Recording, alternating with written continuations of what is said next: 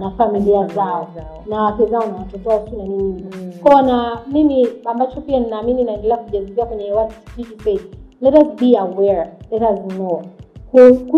Kuto kukubali na kutokuwa aware haimaanishi kwamba ile kitu haitotuathiri. Ila tukiwa aware itatusaidia namna gani we are handling ourselves, namna gani tunawaza, itatupa ile itatuwekea kuwa kwenye nafasi ya kuwa kwenye kuwa evil characteristics.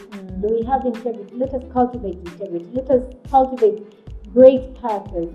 We are human beings, kweli we are falling short, lakini I think it's high time tuachane na mambo ya kukumbatia wanaume tumeombea udhaifu, wanawake tumeombea udhaifu. No, we can do better than that. Kwa sababu hapo kwenye ambako sisi tumeombea udhaifu hivi, shetani anatafuta hapo pa kupenyea.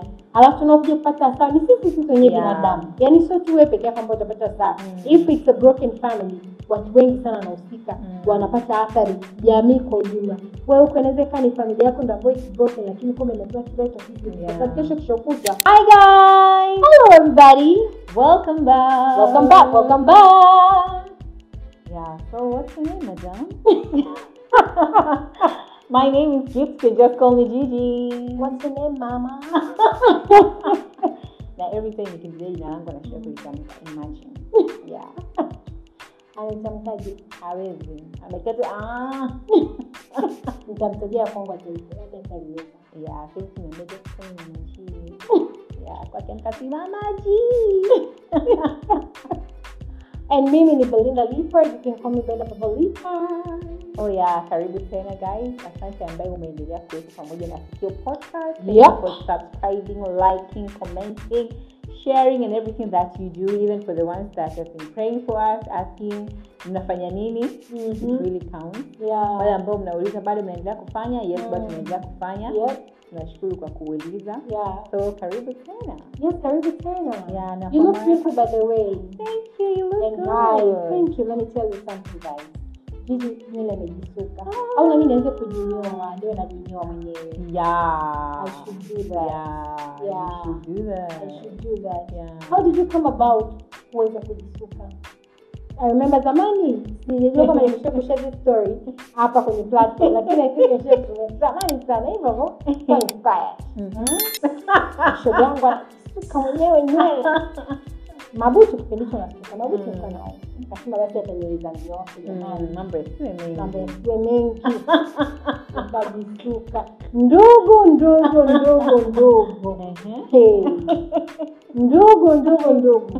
Ile mikono nilitoka pale siwezi kufanya chochote hata kula siwezi nalishwa. Mikono inauma hivi. Yaani mimi bado nahisi kama kuna some part of dramatic na last one wake up like that. Guys, umeshawahi kujaribu kujisuka mwenyewe? Achana na mabutu. Kujisuka mwenyewe nywele. Hebu ile process ya kukata mstari unaiona. Ndugu yangu nilitoka pale. Nakumbuka ile siku alinilisha dadaki. Utakiwa wewe hivyo. Nakumbuka ile siku alinilisha dadaki. Jamani nilikuwa sijiwezi abadani. Ile siku alinilisha dadaki nikasema nini? Irudie tena. Mwana qualify. Ili baki tu mabutu. Nywele nikasema mimi jamani nitakuwa nenda kwa shoga yangu anisikie. Jamani so guys, she has done her hair. Yeah. Napokea booking. Yeah, na watania guys. Booking zote akiwa anataka kuja hivi manake hata haulizi. Abutu huyo binti. Jamani, mtu anahitaji mtu wa Sikiliza, nitakwenda kama nikiwa primary na ndio kusuka sasa. Kuna ndugu yangu bwana, bwana friend wake, akangu yo. Basi yeye girlfriend wake wiki sasa si naye kama dada. Basi tutakuja kusuka nyumbani. Bure. Sana mimi tunasaidia mtoto nini hiyo hela hata kama nasuka shilingi 5 nitarajia. Nenda bure. Nenda kusuka bure shoga. Ngome inaanza kwenye kukata mstari. Sanoli kwa lambao. Linasimamisha. Nasikia kama vile upanga unapita shua. Wani mtendo ni nini? Yani unakuanguliwa. Hapo ni mstari. Kusukwa. Ndugu yangu ni vita ni vita mura. navutwa hivi navutwa mgongo unajua unainuka na mtu hivi na nywele sio rasta. No, exactly. Na nywele sio rasta. Ndugu yangu alipokuja kuchoka nikasema mimi hata tunyoa jana. Lakini kwa sababu sijenyoa sababu hiyo. Ila jamani nitakuja kuchoka. Najiangalia kwenye kioo jamani. Nywele nilizotoka kusuka haijapita nusu saa. Nilizovutwa. Nilizokatwa mistari kuchongwa kama vile nachonga barabara. Shoga nywele kali usitaki mbizi zopita. Sasa ilikuwa anavuta nini? Mistari zigzaga. Mimi najua watu ambao wanakataga mstari kwa kuumiza mara nyingi mistari yao inakuwa imenyooka. Unataka mimi kwa kinyume. Na unajua mtu ile ukivuta unajua nywele inatoka pale hadi baby hair imekuwa snatch. Shoga yangu ilitoka pale baby hair imesimama hivi kila kitu kimesimama hivi yani ni kama zenyewe mistari ndio ulikuwa unavuta nini? Maumivu yale yalikuwa yamebaba. Baada ya kuona ile end result. Anyway, kuna watu wanaweza kufanya mielewa, kuna watu wanaweza gharama jamani. Somo la leo sana. Tusemeje? Mungu umenichekesha yangu. Shule ipo unapo unalipa nenda kusupport hivi. Lakini kumbe ulitaka usuke bure. Wewe ndugu yangu ukasema wewe hakikisha urudi tena. Nani anataka kutoka asubuhi? Au turudi. Ulirudi bwana. Naanza nywele imesaidia sana. Anyway. So guys, that was just to tell you kwamba Gigi amesuka and she looks so beautiful. Thank you. So hongera sana. Thank you. Yeah, maybe it's high time nianze na mimi kama shave my own hair. Yeah. Nitaweza. Hawezi change yangu. Wewe kuna jambo la kushinda ni kuamua tu. Guys, welcome back to Sikia Podcast. Welcome back. Thank you for staying. Thank you for being around. Thank you for sharing the word and everything. So, back to what we want to talk about today. Yeah, and before that, usisahau theme yetu ya mwezi huu ni prepare. Yeah. Let's keep preparing. Kama hujaangalia our first episode ya April, please go back and check it out. Utapata so much from there. Yeah. So, what are we talking about today? Okay. Umeshakusikia mtu anasema hivi, don't prepare don't prepare tomorrow for your kids, but prepare your kids for tomorrow. Umeshakusikia? Nilikuwa sijaikusikia until nilipokusikia. Okay. Thank you very much. Mimi nilisikia. Alikuwa anasema usiandae kesho kwa ajili ya mtoto. Muandae mtoto kwa ajili ya kesho. Yes. Lakini pia sio tu mtoto, kwa wote. Usiandae, wengi wao tunaandaa kesho. Kesho itakuwaje? Lakini ukweli ni kwamba kesho ni very much unknown. Especially kwenye dunia ambayo tuliopo sasa hivi. Kesho ni very much unknown and we don't have control na hiyo kesho. Like hatuna namna ya kujiandaa hiyo kesho. Lakini tuna namna ya kuandaa sisi kwa ajili ya kesho, kwamba kuwa tayari. Ndio tunarudi kwenye ile theme prepare. Kujiandaa, kuwa tayari kwa ajili ya kesho, kwamba however kesho itakapokuja ni catch of guard. Hata kama sijui yani nijiandae namna gani, lakini kuna vile namna. Kuna videos ambazo nilikuwa nimetumia Gigi and probably some of you mnaweza mkamshare video. Kuna video moja, mdada mmoja mzungu. Sasa kwa sababu hatujui mambo ya copyright na nini, I don't know kama we can use her video to showcase it or not. Lakini maana na mambo haya mnashangaa ndio kwanza sisi wenyewe tuna establish our foundation data, mambo ya copyright tunaanza. Kwa hiyo lakini kuna this video, kuna this dada, I don't remember her name, lakini nimekutana na content Instagram. Anaonyesha like tell if this is AI or if this is real. Yeah. Kwa unakuta setup kama hivi. Anakuza is this AI or real? When you put this is real, mara dafa this is AI. Yeah, like is this microphone real or AI? This is real, AI. This is real, guys. Yeah, Gigi is real, guys. She's real. You see, she's real. Kwa hiyo hivyo. Haya, kuna video nyingine tena niliona. Dada Salome kama remember tulishia kufanya naye session hapa. Alikuwa ameweka status akasema shikamo AI. Ilikuwa ni video ya marais wa nchi mbalimbali duniani.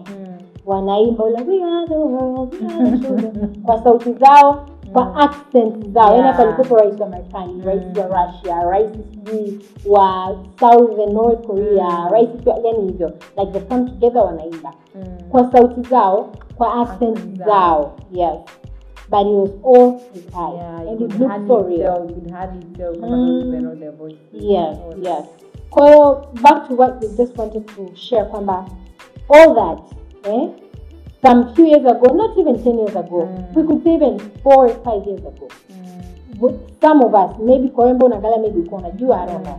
Lakini kwa sisi, especially kwa sisi context ya Tanzania na technological advancements ambazo tunazo, sio kwamba tupo you are living in 2050 kwa level ambayo tulikuwa na some years ago. Vitu kama hivyo ni mtu not even anticipate.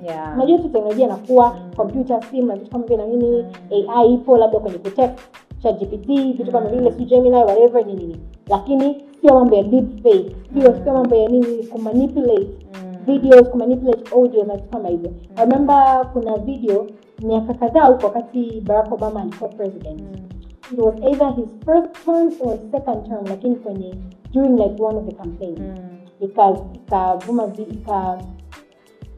go over a certain video ambayo inaonyesha kwamba he's talking to the people kwa ajili ya kwamba to vote for him, lakini anatukana, like anatumia the past word. And then ikani kwamba like ile sasa inamchafua like mtu why would you do that? Yes.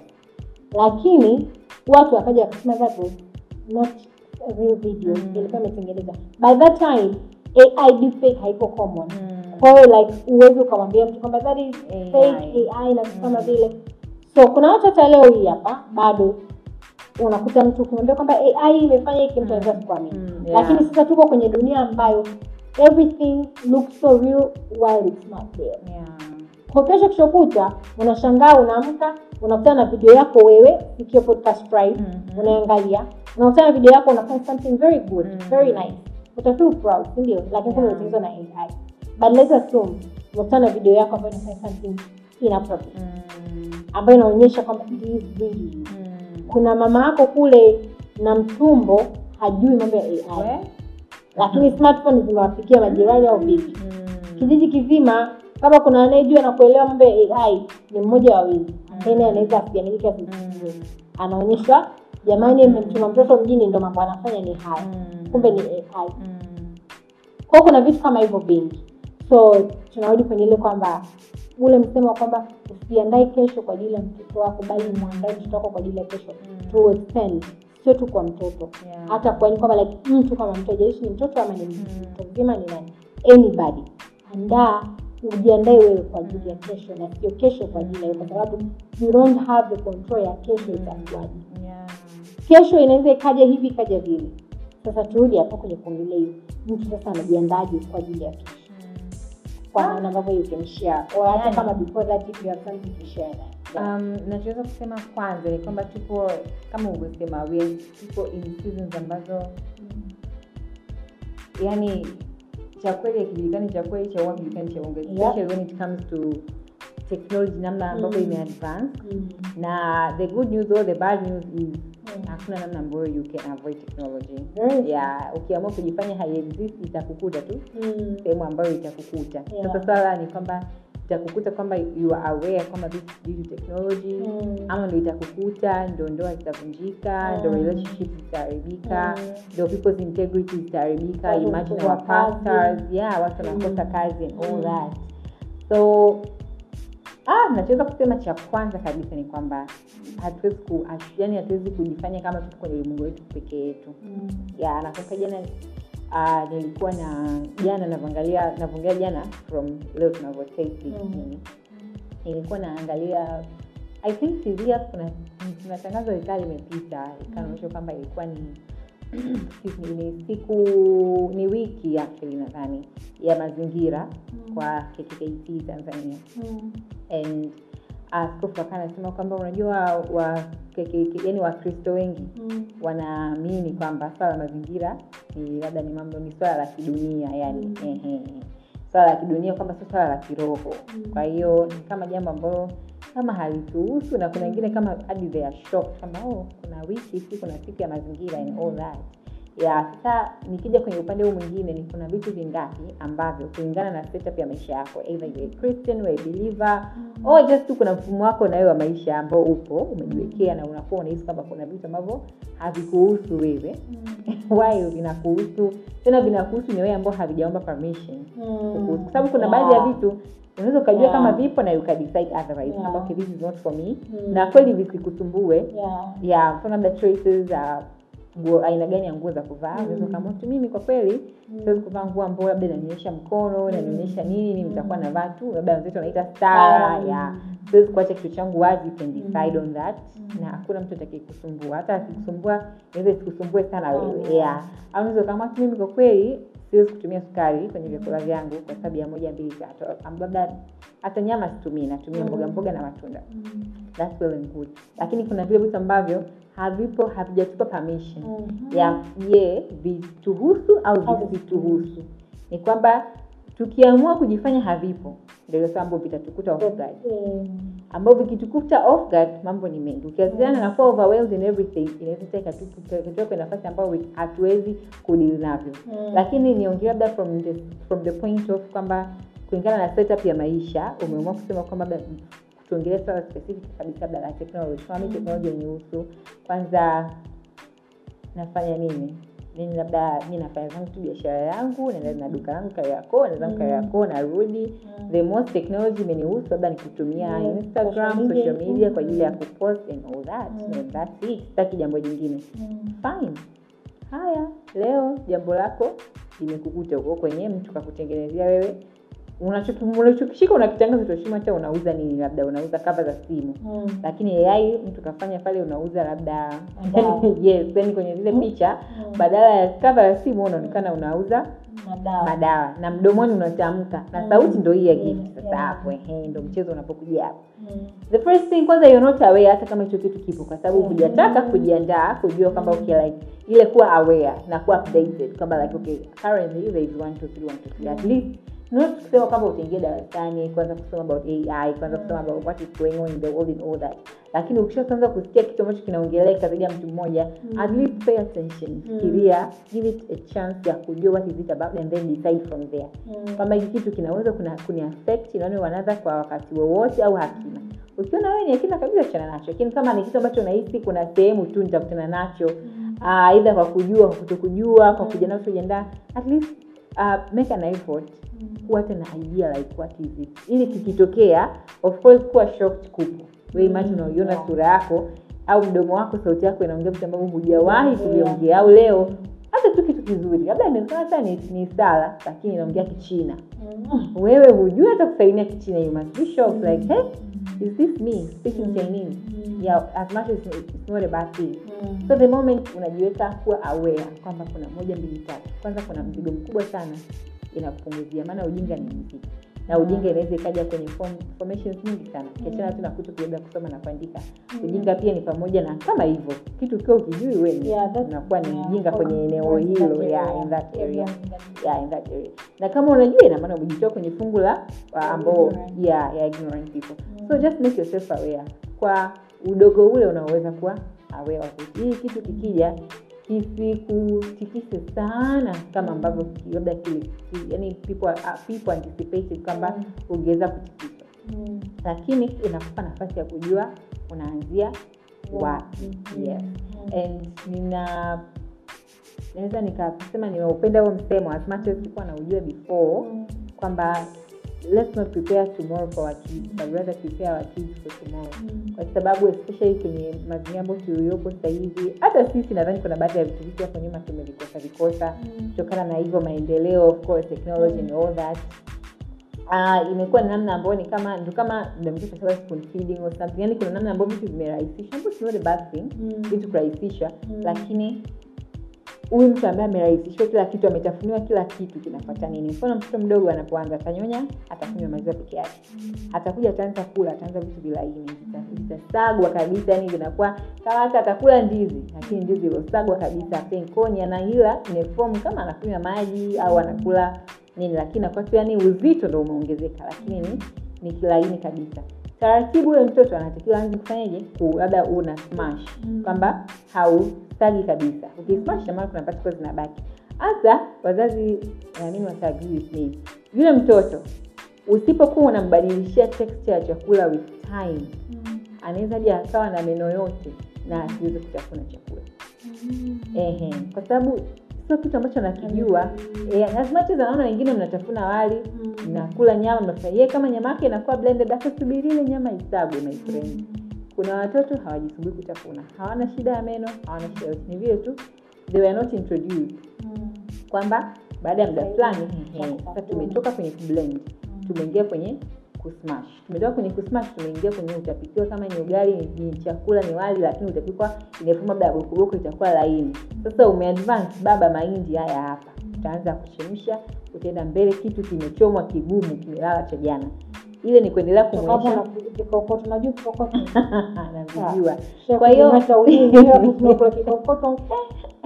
Kwa kuna hivyo vitu, lakini hata mwingine kuna watoto ambao wamelelewa peke yao au mazingira ya wenyewe. Ni rahisi yule mtoto kuwa na vitu vyake, ana sahani yake, ana nini yake, anakula tu mwenyewe. Leo ukimweka kwenye kushia sahani kuna namna ambayo atatoka hajashia. Not to say kama tuwachanganyisha, lakini najaribu kuonyesha difference ya kwamba ile exposure inayokuwepo pale ndio inayomwandaa yule mtoto au huyo mtu anaweza kufanya vitu gani. So wengi tunataka kuwarahisishia watoto wetu au hata sisi wenyewe kujirahisishia maisha, which is not a bad thing. Lakini tujue tu na tukubali kama maisha sio rahisi hivyo, na maisha yenyewe hayajawekwa kwa ajili ya watu wepesi. Kama ufalme wa Mungu tu unashindwa na wenye nguvu, sembuke tu maisha ya kila siku ya kutoka na kufanya nini. Kwa hiyo let's make ourselves aware. And hatuwezi kujifanya like we are not existing in the same world ambapo vitu vinatokea. Ni kama ambavyo useme like mimi naamini sana, nasali sana, which is true or which is a good thing. Kwa hiyo siwezi, kuna baadhi ya topics siwezi kuongea na watoto wangu labda au wadogo zangu kwa sababu I just can't. Siwezi kujiona nikiongea na mtoto labda mimba inapatikanaje, magonjwa ya zinaa yanapatikanaje, kwamba lazima tuongee kuhusu kujamiana in all that, kwamba siwezi, utajifunza sio utafanya nini. Haya watu sio topic hiyo, mwanao ndo aliuma, hajaenda ndo hajasikia. Unajua yani kuna vitu we can't just say kwamba labda inatokea sio kama mtoro, ni zote hizo mtoro. Hiyo ndo kama mtoro. Kwa bad company. And like there's a lot. Kwa mwisho wa siku lazima tujiandae, as you said, kama inarudi kule kwenye masimu this month, let's prepare ourselves. Let's make ourselves aware. Kama tulivyosema sisi ndio inawezekana not ICT people, not IT people, sio watu ambao labda kazi zetu zinatuhitaji sana kufanya matumizi hayo na nini, lakini let's make ourselves aware. Tukiwa tuna taarifa, tukiwa tunajua what is going on in the world, inatusaidia kwenye kujua how to go about it. Na wewe kama ni muamini kwenye maombi sana, inaweza kukusaidia hata how to pray about it. Kwa basi angalia from that angle. Kama unahisi kama ikuhusu kabisa, basi assume hata inafanya kama prayer point. Kwa sababu reality is do tupo kwenye ulimwengu huu, that's what is going on. Lakini assume wewe mwenyewe leo ni mzazi, unaona picha au video mtoto wako anafanya kitu ambacho hakikupendezi na unaamini yeye na wakati sio yeye, na anakwambia sio mimi, na wewe hujui ya what is going on, hujataka kujishughulisha, you are not aware, upo tu wako, unaweza ukatoa laana. Like a lot can happen wakati mwisho siku kwa that huyo mtu sio huyo. Lakini nadhani ndio itarudi pale sasa, nadhani turudi kwenye upande wa what do we do. Sawa, AI ndio iko hapo, technology has advanced, there is a probability ya kuonekana hata mimi kipande hiki cha video naongea something else na tofauti na tukiongea, hata na facial expression ikabadilishwa ikaonekana naongea hicho ambacho sicho nilichokiongea. What do we do? Nini kitatufanya kuweza kuendelea kusimama na kusema okay, as much as this is shown this way, but this is not me. Ni kama leo mtu aseme Belinda ni mwizi. Nini kitakachofanya tujue kwamba sio mwizi? As much as video imetoka na kuonyesha kweli umesnatch someone's wallet. Nini ambacho kitakachosimama pale kusema kwamba that's not Belinda, that's not who she is.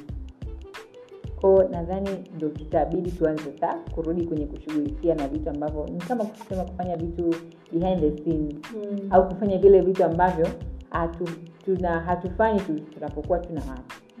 Including kucheck our characters. Yes, tunajiweka kuwa aware of what is going on in the world, lakini what do we do about it? Nini pia kitatufanya tuamini kwamba okay, leo nikiona kitu fanya I'll definitely know like this is not my husband. This is not my wife, this is not my son, this is not my daughter, this is not my friend. Lakini probability jengo unaosema inadondoka hapa sio jengo unalodondoka. Unajua vitu vingine inaweza tukaongelea tukaweka watu, lakini imagine sasa hivi unatumia video nyumbani kwangu kule nyumba imedondoka.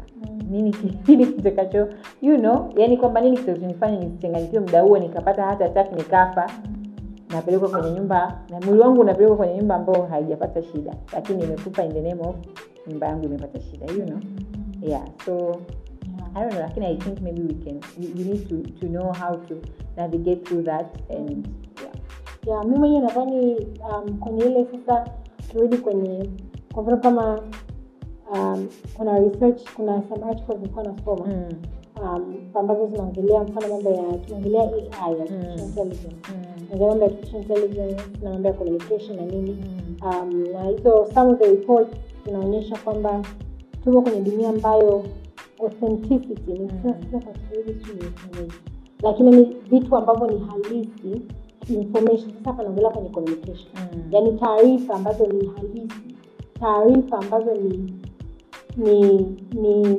kweli na ni halisi, yani kwamba sio fake. Kwa mfano kama wigi, yani tunaongelea wigi, kuna wigi human hair na kuna synthetic. Ile human hair unaweza ukaipasi, ukaifanya synthetic, unakuta nyingine kama uipasi na yari. Pasi unless otherwise wamekwambia labda unaweza ukaiweka hapa kwenye kitu fulani. Labda wanaone ambao watu wanaweza kuelewa. Tudi kwenye products zingine, mfano products za ngozi. Kuna ngozi ambayo unakuta kabisa kwamba ni genuine, ni real.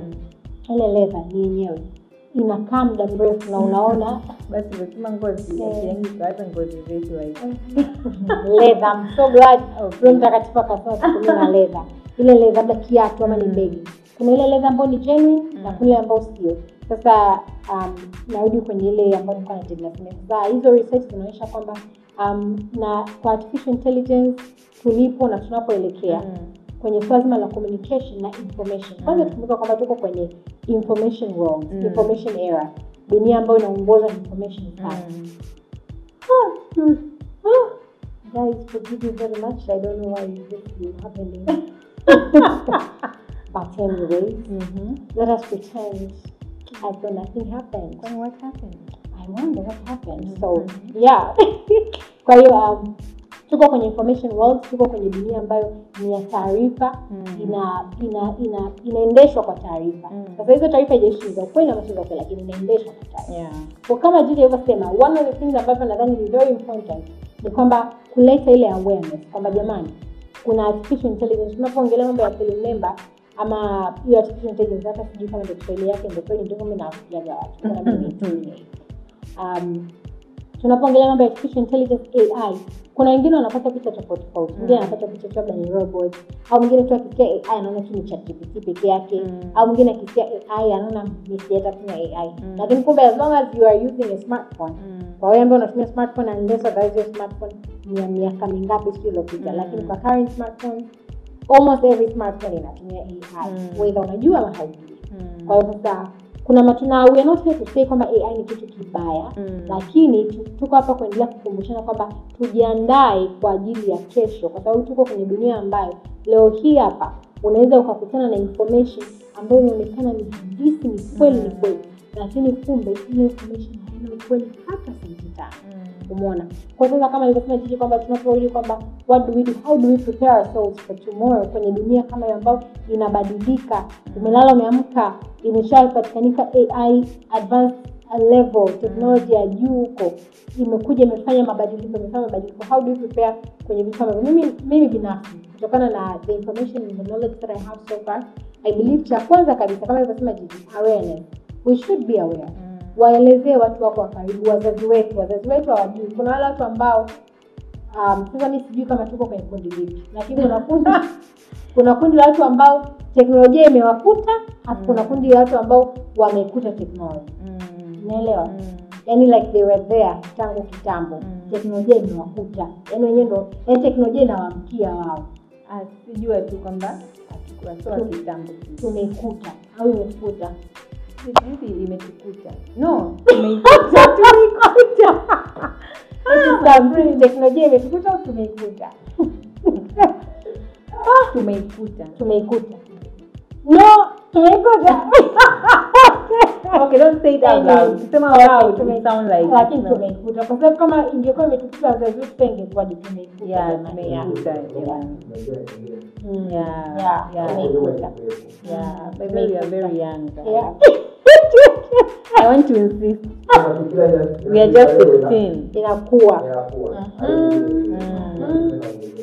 Kwa sasa kwamba awareness, cha kwanza kabisa awareness kwamba mwisho wa siku tuwaelezea hata wapendwa wetu kwamba kuna kitu hiki na hiki na hiki. Maana unajua hata wenyewe sasa hivi pia our parents, our aunties, our uncles na watu mbalimbali na wenyewe pia unakuta they interact na social media. WhatsApp ni social media.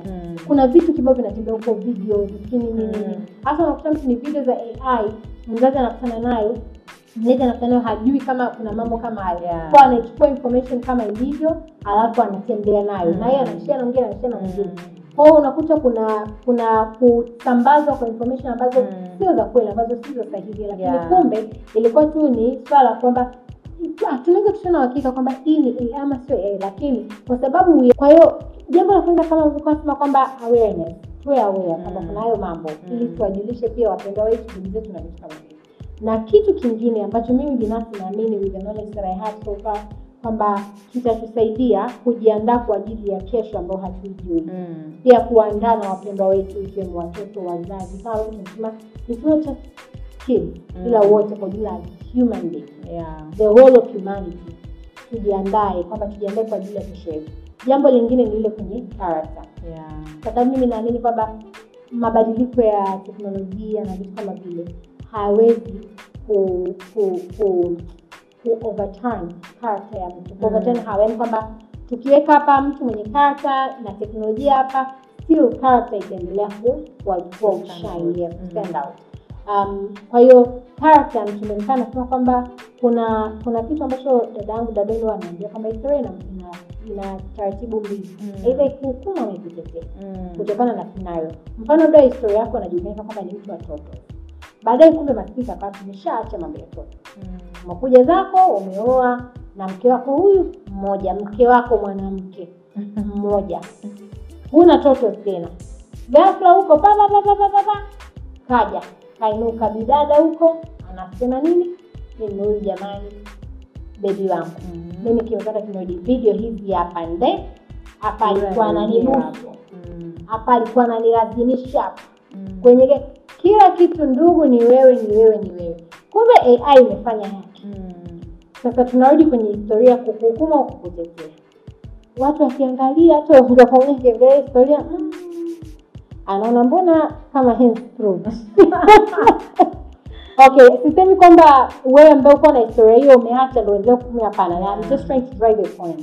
Mwingine inajulikana kabisa kwamba huyu mtu ni mwaminifu. Yaani haijalishi, yaani the way ata show up mkiwa wawili, akiwa mwenyewe, mkiwa in private, mkiwa in public, ata show up the same way. Ana integrity, hawezi kuiba hizo fasi nini. Kaja mbaba hapo, anasema mimi huyu kibebi changu. Picha hizo hapo, maskini video hizo hapo. Kumbe baba watu ana mihela huko kashalipa ma AI na nilio wataalamu wa AI wametengeneza video inaonekana kitu real. Kumbe kitu hola.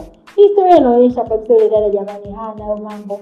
Hivi kwa nini nilitoa mfano kwa dada na kaka? Isipia niseme huyu kaka hana mambo mabaya. Akulengea nikeka kwa dada isionekane kidogo na nilije. Lakini okay. So historia unakuta inapotetea. Anything is possible na vitu kama hivyo. Na hapa tuongelee tu kwamba uhukumiwe kwa sababu ya historia, ila tunarudi kwenye point ya kwamba characters zetu sasa hivi ndio zina stand high chance ya kutuelezea sisi kama sisi, lakini pia ya kutubeba kwenye maeneo ambapo yalitakiwa tuangamize.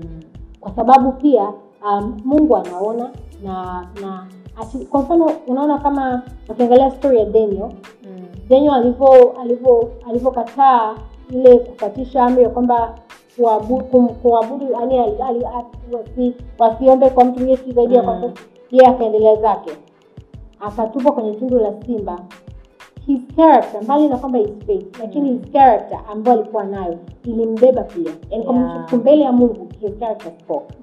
Na hata ndio maana mfalme akamwambia Mungu wako akutetee. Kwa mwisho siku yani tunafika point ambapo ni character yetu, ile genuine character ambayo sio ile ya kupretend mbele za watu kwamba tumekaa hapa sio podcast tumepaka lipstick ile genuine character ndio ambayo ita stand before God kwa ajili ya kunitetea. Na saa zingine sio tu kukutetea, unajua saa zingine sometimes it's not just about, kwa sababu ukisoma kama ile historia ya Daniel unaona kwamba wale watu waliokuwa wamemchezea ule mchezo ngome ilipogeuka haikuwahusisha wao na familia zao na wake zao na watoto wao na nini. Kwa na mimi ambacho pia ninaamini naendelea kujazibia kwenye what Gigi said, let us be aware, let us know. Kuto kukubali na kutokuwa aware haimaanishi kwamba ile kitu haitotuathiri. Ila tukiwa aware itatusaidia namna gani we are handling ourselves, namna gani tunawaza, itatupa ile itatuwekea kuwa kwenye nafasi ya kuwa kwenye these think tanks ambazo zinafikiria nje ya kwamba unaona something you won't be too quick to just kwamba no, what if it is 1 2 3 4 5 what is nini inakupa ule uwanda wa kwamba kucheki hapa kucheki hivi. Lakini pia kingine hivyo character zetu do we have integrity, let us cultivate integrity, let us cultivate great characters. We are human beings we are falling short, lakini I think it's high time tuachane na mambo ya kukumbatia wanaume tumeombea udhaifu, wanawake tumeombea udhaifu. No, we can do better than that. Kwa sababu hapo kwenye ambako sisi tumeombea udhaifu hivi shetani anatafuta hapo pa kupenyea. Alafu tunakuja kupata hasara sisi wenyewe binadamu. Yaani sio tu wewe pekee yako ambaye utapata hasara. If it's a broken family, watu wengi sana wanahusika, wanapata athari, jamii kwa ujumla. Wewe ukaeneza ni familia yako ndio ambayo is broken, lakini kumbe inatoa stress sisi. Kwa sababu kishokutwa kuna research moja ilifanyika inaonyesha kwamba ilifanyika Marekani. Inaonyesha kwamba watu wengi sana waliopo gerezani wanafungwa jela. Wale majasusi na manini. Wengi wao zaidi ya 80% they are coming from broken families ambazo wengi wao ni kwamba their fathers were not around. Yani they are raised either na mama tu ama bila mama bila baba, lakini kwamba lakini kwamba they are coming from broken families. Wanaona kwamba unaweza kuona hichi kitu tu kinanihusu lakini kumbe kinaathiri kwa sababu ile kula ameenda aje amekamata jela ameua watu, ameiba, kuna athari sana amefanya. Kwa inaharibu the whole process. Kwa tukiendelea look into our characters, kuzijenga, kuzimarisha, itatoka kwa nafasi ya kwamba okay, I know mimi Gigi namjua, Gigi 1 2 3 4 5 6. Miles Morales kusema hivi, ukiona uko labda leo ofisini unaweza nataka kupiga dili la rushwa. Alafu wakaja wameungana pale, wamefanya Gigi na Zaidi Ray Belinda, alafu akasema tumpate na Sam sasa. Wenyewe washakubaliana. Yaani the moment wamekupata akasema tena kujua character umeshafeli. Kwamba out of everybody waliwaza kwamba unaweza kukubaliana na sasa na Julia. Kwa hiyo lazima ujicheki hivyo kwamba ni portray character gani mpaka mtu anaona ninaweza kukubaliana na huyu basi. Why not yote? Kuna watu wengine wana audacity za kivyao au ni special case. Kwa unakuta mtu ni mume wa mtu ana audacity ya kukufuata. Okay. Unasema kwa mimi nimeona kwamba amenionaje. Anyway, kwa achana na hizo special cases.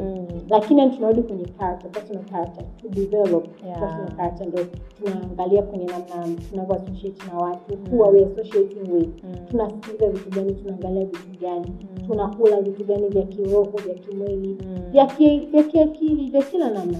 Ili kwenye hii dunia ya leo sasa tuweze kuwa kwenye nafasi ya kujiandaa sisi kama sisi kwa ajili ya kesho, kwa sababu kesho yenyewe very much unknown, inabadilika in no time. Na leo mnaamka kesho ishabadilika. Very true. Thank you. Maybe anaweza tu nikataka kusema kwamba as you said kwamba all this not say kwamba AI is a bad it's a bad thing or technology and all that. If it's not a bad thing at all, kwamba in totality kwamba ni kitu kiovu au kibaya, it means pia kuna a good side out of it.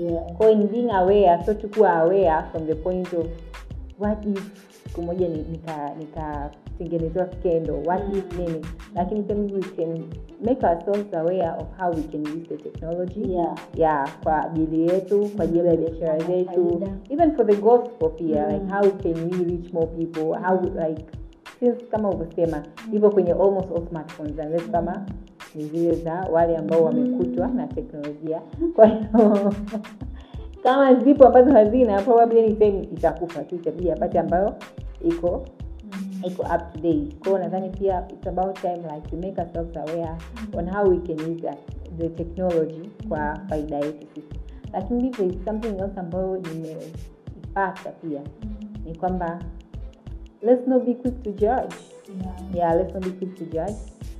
Let's not be quick to conclude, especially kama ni kwenye mambo ya watu wengine. Unaweza kuona kitu yule muhuni sana.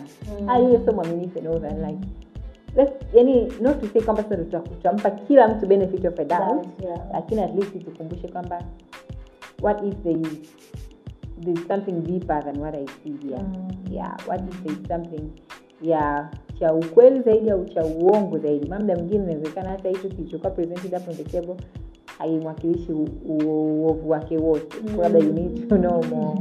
Au kilichowakilishwa hapo haiwakilishi wema wake wote. Maana pia inaweza katengeneza kitu kimoja kama mtu anakusifia, anakuongelea mazuri lakini probably he's not a good person for you, na hata akuongelea hiyo mazuri. So there is a lot. Kwa hiyo nadhani ndio ile muda wa naoamini kuomba that discernment, wana discernment kuweza kujua what is real, what is fake, kwenye upande huo wa kuweza kudiscern, lakini pia kwenye upande tu wa kawaida kuweza kutambua majira yaliyopo, kujua tunaendaje in both ways, kwenye kujilinda, kuwalinda walio around us, lakini pia tunatumiaje kwa faida yetu. Mfano sisi like podcasters, influencers, business people, hata watu ambao wanafanya kazi maofisini, all that, hata kwa ajili ya watoto wetu, kwa sababu hivyo tuna watoto, kuna wanaangalia TV, sasa hivi kuna gadgets tofauti kwa ajili ya watoto, kuna tablet. Unaweza ukamnyima wewe nyumbani, lakini kuna shule sisi zina require mtoto hata anatakiwa alipiwe sio anunuliwe tablet kwa ajili ya kujifunzia. Kwa hiyo yani hatupo kwenye ulimwengu tunasema kwamba unless you fanye homework, I don't know you fanyeje, yani sio I really don't know. Ila tuendelee kwenye ile pia Mungu anatusaidia kwamba we keep learning. Tuone namna gani we can prepare ourselves and our kids for tomorrow. So nadhani tuendelee kukaa kwenye position ya prepare. We prepare ourselves, we prepare our children, our kids, the people around us, and we make ourselves aware. Do you have anything else? Well, just to add, kabla tujifunga kwamba kwenye hiyo kwa mfano kuna hizo AI tunaona when we prepare ourselves kwa ajili ya kesho, pia itatuondolea sisi kwenye nafasi ya kuwa swayed na kwamba tunana mafanikio kuzidi nyingi. Kwamba unaona kitu ni fake, unaona kwamba mimi mbona sifanye. Lakini the more build ourselves, the more God is building us and we let him build us. Tunakuwa tuko kwenye nafasi ya kutokuwa moved na yani kutokupata ile instability, mama inferiority complexes zote. Kwa sababu gani? Kwa sababu ndani yangu naendelea kujimarisha kwamba I am doing my best, like sisemeji, lakini kwa mwisho siku ninatoka kwenye nafasi ile kwamba sitokuwa, kwa sababu it's very easy nowadays watu tunasemaga tu kwamba not all that you see on social media is real. So you call it, my friend, we know it is not real kwa asilimia kubwa, but yet it disturbs us. Yani tuendelee kujua some of us ama most of us. Kwa hiyo kama ina display vitu ambavyo wewe mwenyewe you are eyeing for them and you're not yet there, it can be like where? Kwa hiyo as much as maybe you do know that it's not real, but still disturbs your inner person. It's high time to deal with our inner person. We cannot deal with the social media. We cannot deal with the technology. We cannot deal with tomorrow. Let us deal with our inner self. Ili tusiweze kuwa disturbed. Ili tusiweze kuwa triggered na kitu ambacho it is not even worth kukipata airtime. Kwa sababu it's not even real. It's not even authentic. Kwa hiyo I think we should really be serious about preparing ourselves. Guys, nadhani hatuna cha kuongezea zaidi, lakini let's just say thank you kwa wewe ambaye umeweza kuangalia na kusikiliza kuanzia mwanzo mpaka hivi sasa. We hope and believe kwamba there is something ambacho umekipata. And tusiishie tu kwa labda wazungumzaji na wasikilizaji, labda ifike point tuwe watekelezaji. Kwa kila mtu alichokipata akakifanyie kazi kwa nafasi alionayo na to the extent that tutakaweza kufanyia kazi. All in all, don't forget to like, subscribe, comment, share na tune in next week. So until next time, my name is Keith. You can just call me Gigi. Belinda, you can call me Belinda. Yeah, and behind the cameras we have SR Studio. God bless you guys. Bye God guys. bless you.